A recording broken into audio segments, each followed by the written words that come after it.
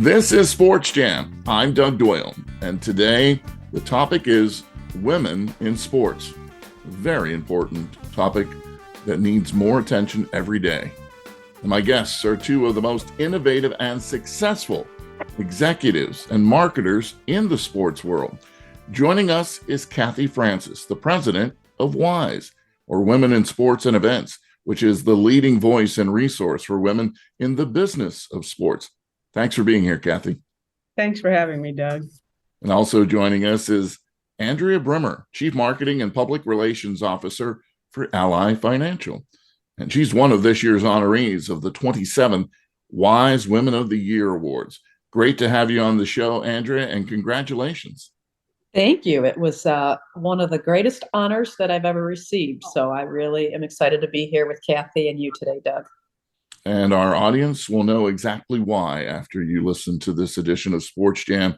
These are two incredible people in the sports world. And as you can see, women in sports, very special to me. Not only is there a portrait, self-portrait that my daughter did as she played lacrosse in high school, but the jerseys behind me represent all people who have been on the show.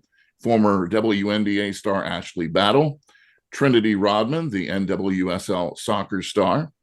We have Kelly Babstock of the Metropolitan Riveters. Kathy, you've been chair and president of WISE since 2011. And after spending time in sponsorship and marketing at Major League Baseball, your passion for diversity and inclusion has been a big part of your career for a long time. Where did this all start for you? I think it's in the DNA. It's absolutely in the DNA. And if you look, I grew up in New Orleans, went to an HBCU, grew up on that college campus, and you understood the value of representation. And one of the things that I remember that my father said, and I didn't quite understand it because you're at an HBCU and historically Black, and I will add an additional C in there, Catholic college and university. He said, you're not going to be taught just by African American teachers. You're going to be taught by a diverse group of teachers because you're going to go out into the world and you're not going to be led by only African Americans. And so you need to know how to live and engage in a world. And so that I was just born with that as my as a legacy, I guess. I saw an interview that you did shortly before you became involved with WISE. And it was an interview you had done. And you talked about, and it was with the Wharton Business School in Philadelphia, and you talked about where women's sports were at that time. Yeah. How much has progressed in these 12 years? Certainly been a lot of positives, but there's still a long way to go, right?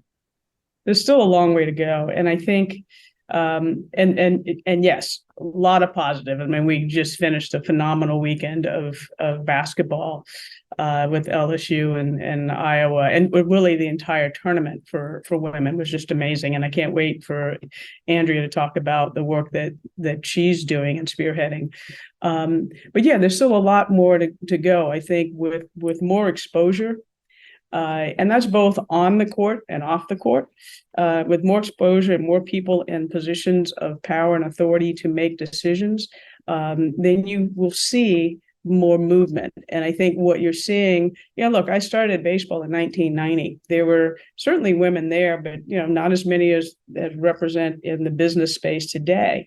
You can track some of the changes just in the apparel business.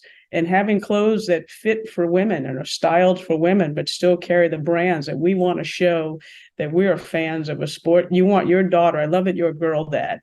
You want your daughter wearing products that she can proudly wear and feel like they were made for her.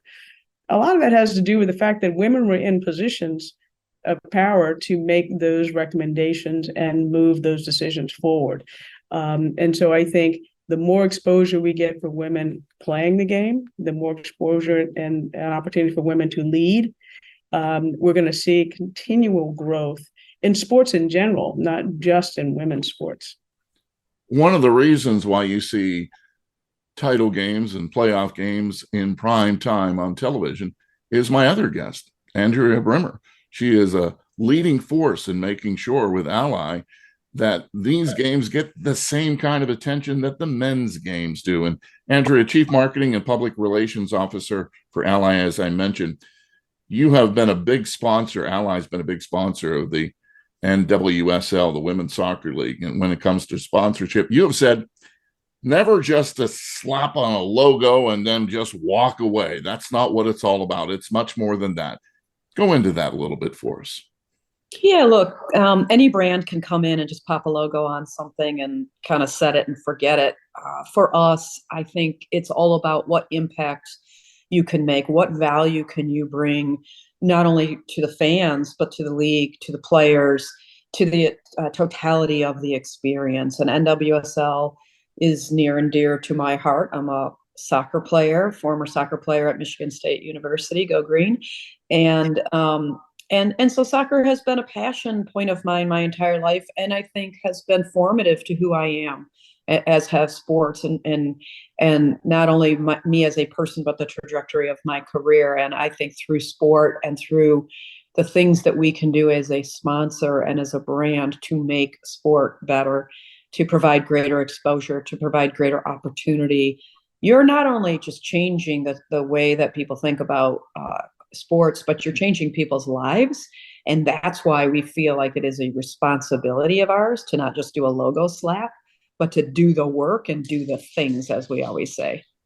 You know, I had Nancy Lieberman on the show a while back, somebody else who's very much in charge of having been an athlete and then making sure that the playing field gets leveled, you know, in so many ways. For you, it's ironic that I just saw the Michigan State baseball team in New Jersey off the campus of Rutgers. Obviously, they just played Rutgers, but It was in the theater district. And I went up to them and I said, "Did you win today?" And they said, "Oh, yeah."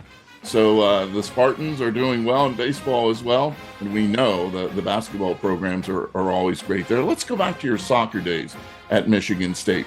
What do you take from those days that propels you forward when you're looking at marketing and you're looking at leveling the playing field for women athletes? You know, the thing that I probably took the most, I mean, look, there's always the skills that everybody always talks about, leadership and camaraderie and being a part of a team and hard work and dedication, and all of those things that everyone takes out of sport and into leadership roles. But to me, I think what was probably the most instrumental and the most foundational was the fact that I was on the first ever varsity team at Michigan State for soccer. And they call us the founders. I just had a call the other day with one of the coaches from the team, and they call us the founders. And we were only the second team in the Big Ten, when the Big Ten was actually 10 schools, to have a varsity soccer program. And we would play exhibition matches against the other 8 schools in the Big Ten. And then we would go together the next morning with the women on the other teams, and we would use our voice with the athletic boards to make a presentation about why soccer should be a varsity sport at all those schools.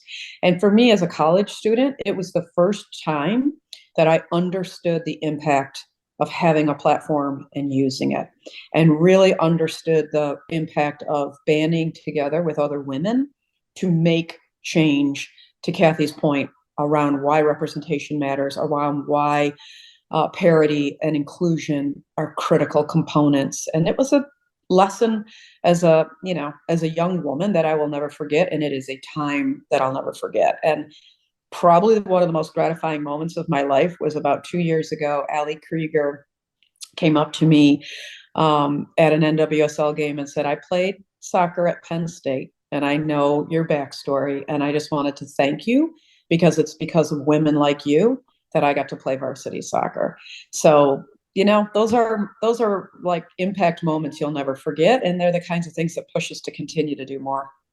Wow, that's fantastic. As a Penn State grad myself, way to go, Allie. Way to recognize people who have come before you and laid the groundwork. We can talk a lot about inequity and inclusion and diversity, but you need data sometimes to get through to people's heads. And recently, Wise partnered with McKinsey Consulting to really understand what is or isn't driving inclusion for women in the business of sports. and nearly 2,000 women currently working in sports participated. And there were some striking results, weren't there, Kathy, about how this survey shook out. Can you give us some of the ones that made you kind of shake your head and go, yeah, the work needs to be done? Yeah, look, I think I would say why we did it is one, I'll start there, right? There's a lot of study on how many women, and how many women are in sport, how many people of color are in sport, what levels are they? And you could argue that those are, progress, right? You could also argue that might be a little bit of a check the box, right? Until we believe and know that people have a full voice when they get there, and that they are hired to do something and allowed to do that, and to be a part of bringing their authentic selves in, that's when we get the full benefit of diversity, when that is actually the inclusion part. And so that's why we did the collaboration with McKinsey to study whether women feel as though they are fully included in the sense of belonging in the industry. And to your to where you're teasing out, the record isn't very good, right? That we have a lower level of inclusion and fairness within our industry than other industries. It's all relative. Not everybody's doing it really well. How does that play out? It plays out as if it matters to you, if diversity truly matters, and you know that more women in business, 30%, whether they're on your board or in key roles, drive bottom line business, profitable business, then it should matter. And so when women don't feel included, they're 3 times more likely to leave the organization and leave quickly, right? That's one of the key factors that we saw. When they feel included, they're 2 times more likely to stay and advance. What we also learn is what women are looking for. Look, we understand our sports have sort of a little flatter, right? There's not a lot of opportunity for movement upwards at times. And so you've got to find ways that meet people where they are and what they need. And that could be stretch opportunities, new opportunities. But what women are looking for is more mentorship, more coaching, and more development, more professional development as a part of their efforts. And I think that's what WISE is leaning into, that space, really sort of stepping in to fill the gap, to say, how can we give more women the opportunity to skill up, feel more confident, build that strategic network? That's both for the brands as well as for our league partners and teams and media partners and agencies. We're across the board. If you are in sports or sports adjacent, you want to have an association with us, because the women on this call are interacting with this industry, and they have women on their teams interacting with this industry. We want to make sure that everybody has the opportunity to grow and develop as a part of it. And I know that Andrea has said this in past interviews too. Women seem to have a better ability to collaborate and to work with others than men do when it comes to things. And it makes me think of all the people that I've worked for in the sports world, maybe the most touching and important person that I ever came across was Ann Donovan.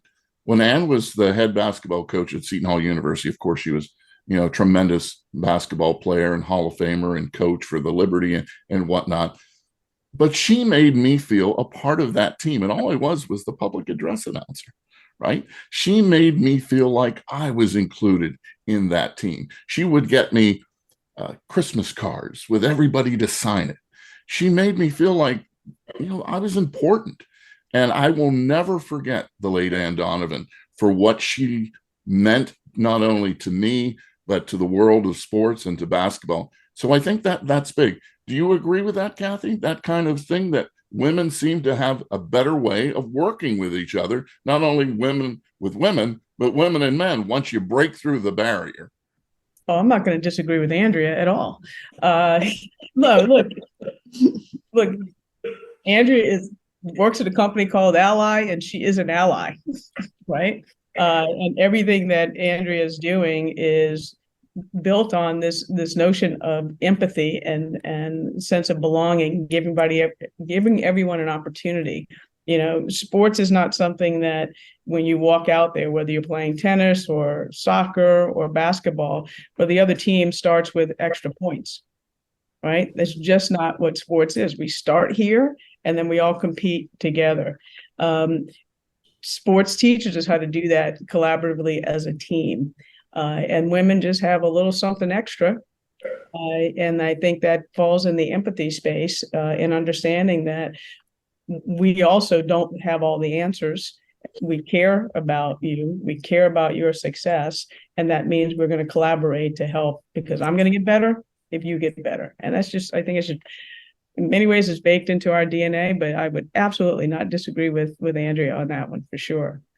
Andrea, when you go into a meeting and it's to get a new sponsorship for a league or a team, what kind of pushback are you getting today that maybe you got in the past? Is it easier now? Do you see the fruits of the labor? People start to see this, we overuse this term, level the playing field, but I think you know what I'm talking about. When you come up with an idea, I want sports on prime time. I want the NWSL to have just as much space as the Premier League or whatnot. Take us into that board meeting. What are you talking about? Look, I'll tell you, there's two dynamics. There's obviously internally at Ally and gaining consensus and followership within the organization. And that's the easy one. I work for a CEO who is exceptionally value-based human being, Jeff Brown, and who believes deeply in equity and inclusion and the power of diversity. And when we first talked about our 50-50 pledge to spend equally across men's and women's sports and the things that we wanted to do around that, there was zero pushback. We are empowered to do the right thing, which is what we stand for as a company. I think externally, it's been harder. Things like bringing the championship game to prime time, things like the multi-million-dollar deal that we put together with ESPN, with 90% of the investment going to women's sports. And they've been more difficult, not that there is an unwillingness, but it's things that have never been done before, which is hard to say given it's 2023, and to think that some of these types of deals have never been done before, but they haven't. And so I think they required a lot of mental gymnastics. I think that they required a lot of internal, debate within the networks. I think that they required a lot of pesky phone calls from me and my team in order to push it over the finish line. And hopefully, especially the networks are starting to see the value. I think, Kathy referenced the tournament over the weekend, the NCAA tournament. The differential between the men's tournament and the women's tournament is staggering. And I think the one stat that stood out to me the most is 58% of the viewers of the women's tournament were men. So this isn't a man versus woman thing. This is a men and women thing. And what we need to get done won't get done unless we all figure out ways to get to yes. And so that's really the focus that I have. Caitlin Clark has risen to the moment all season long. It's Alexis Morris who has done that for LSU throughout this tournament, including in the come-from-behind win in the semifinals against Virginia Tech. Monica Sonano and Angel Reese will jump it up.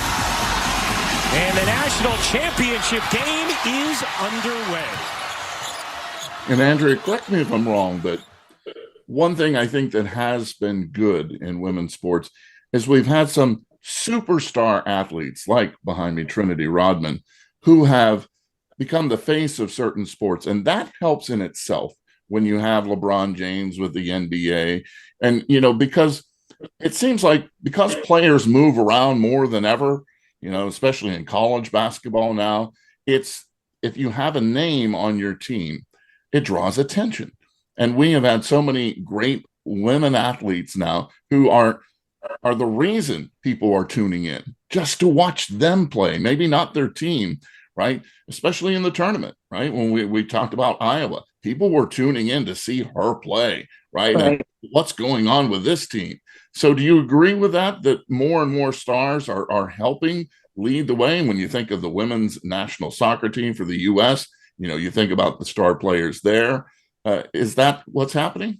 I think you're seeing a really important shift that's happening in sport today, where historically, without the availability of social media, streaming platforms, ubiquity of access, people tended to follow a team.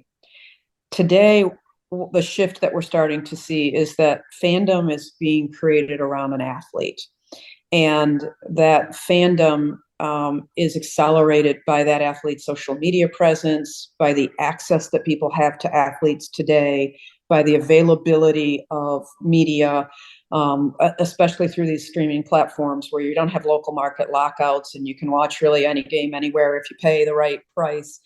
And so you're seeing that shift. And female athletes inherently have had to work harder to monetize that fandom because they aren't being paid equally to male athletes.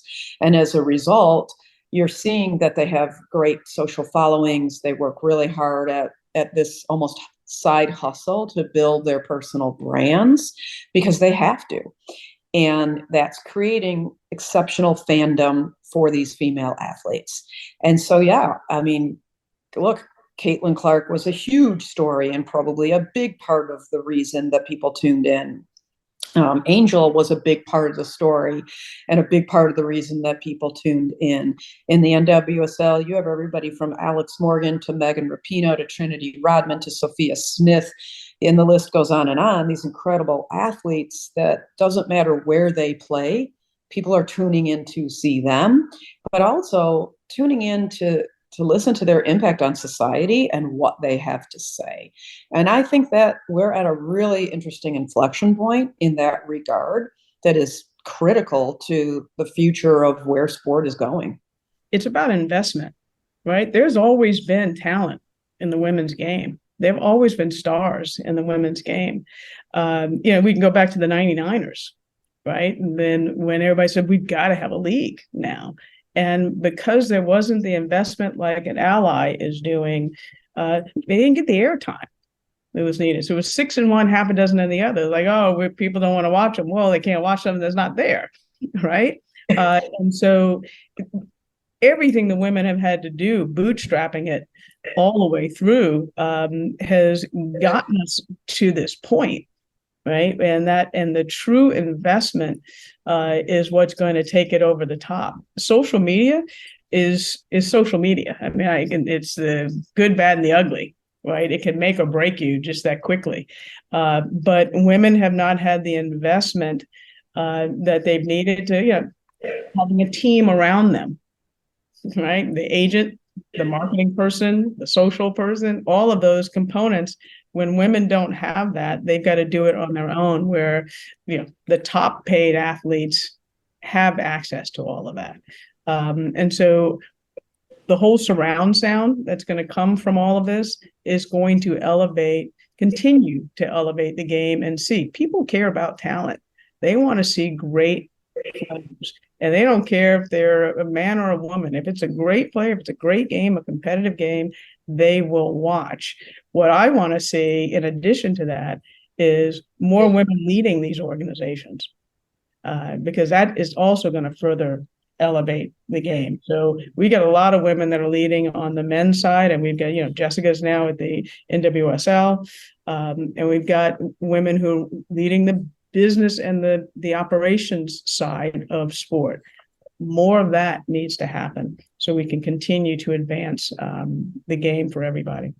Sports broadcasting also was seeing a huge increase in women announcers, even play-by-play, because that seemed like a taboo for a long time. Yeah, look, that's taboo, but you also want them in the office, in the back room, running the production, right? One of our honorees is now heading up programming for ESPN, Rosalind Durant, right? That's a big deal, to be able to say, I want to see more of this, more of that. That's going to be important over time.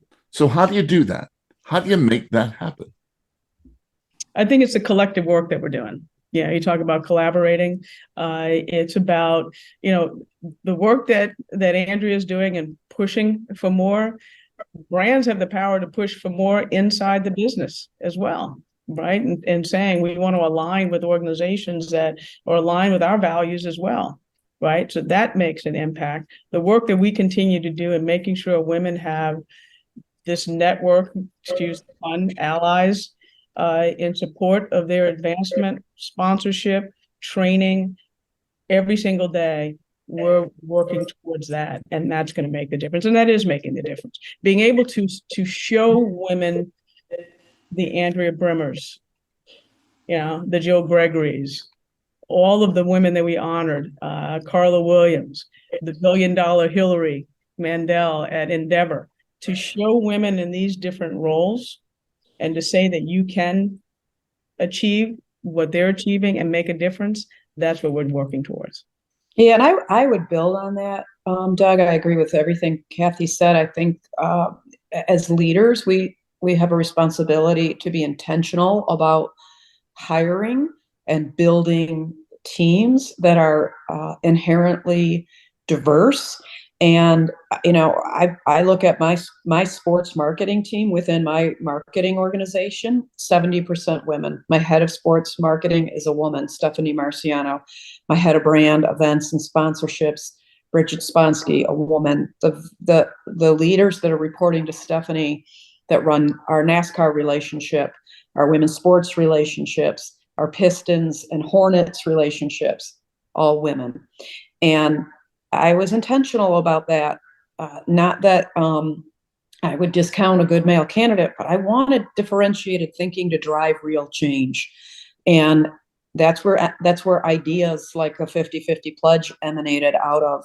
I don't think that they would have come without that group of people around the table thinking differently, which is exactly what Kathy's point is, which is organizations have to be filled with different opinions, different minds, different experiences, because that's the only way that you are going to reflect what the world is really like today. We just have a couple more minutes left in this edition of Sports Jam. I want to talk about schools trying to eliminate sports programs. It seems like, much like music, because of finances and things like that. Can you speak to the especially women's sports being, girls' sports being a part of a school's makeup, why that is so important? Look, I think I understand the challenges that schools have from a budget standpoint. We're following closely, for instance, at the collegiate level, the impact of NIL. It's a real double-edged sword in that it puts the money in athletes' pockets as it should and pays them for something that they've been delivering huge benefit to the schools for.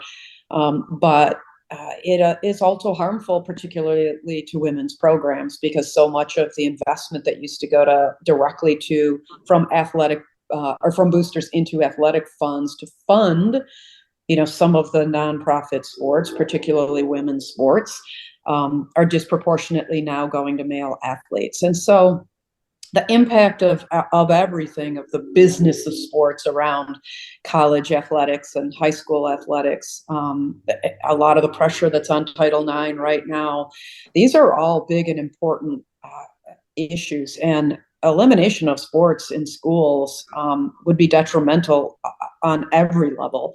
And I think that, I hope we don't see a world where that will happen. But I'll be honest with you, lately in this world, nothing surprises me. Thankfully, there are organizations like Kathy's that are a voice of advocacy.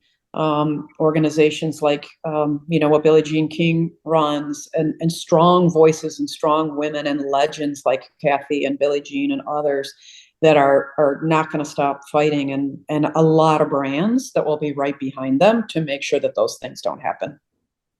I just got put in the same sentence with Billie Jean as a legend, so I'm hold on that for a second. No, you are. Thank you, Andrew.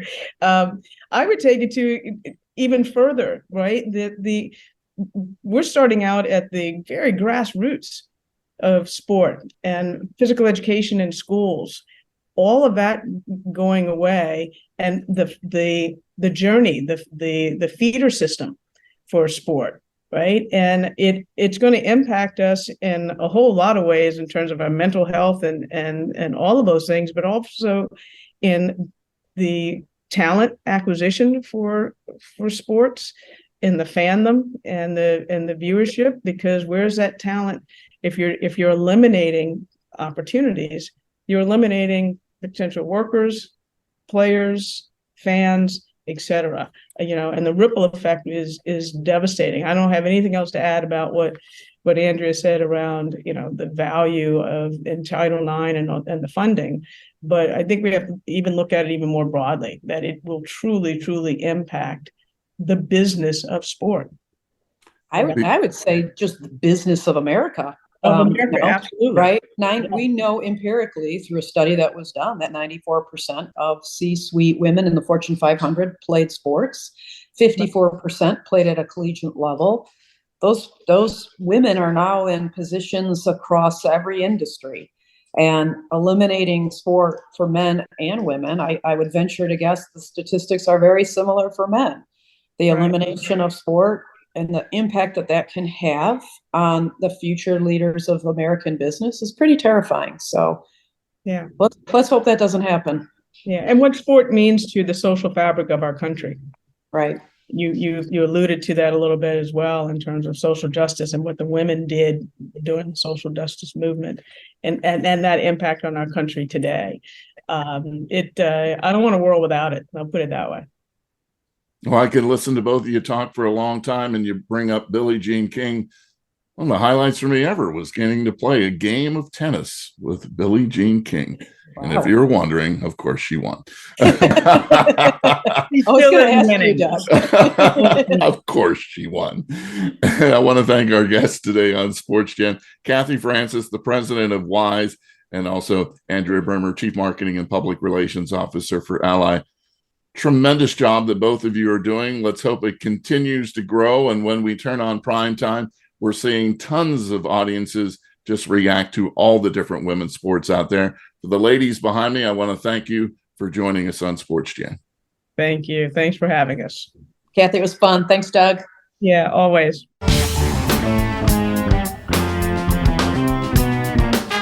SportsJam is a WBGO Studios production. You can hear all the past shows by going to wbgo.org/sportsjam or wbgo.org/studios. You can also hear SportsJam with Doug Doyle on the NPR list of podcasts or wherever you hear podcasts. Until our next SportsJam session, I'll see you at the game.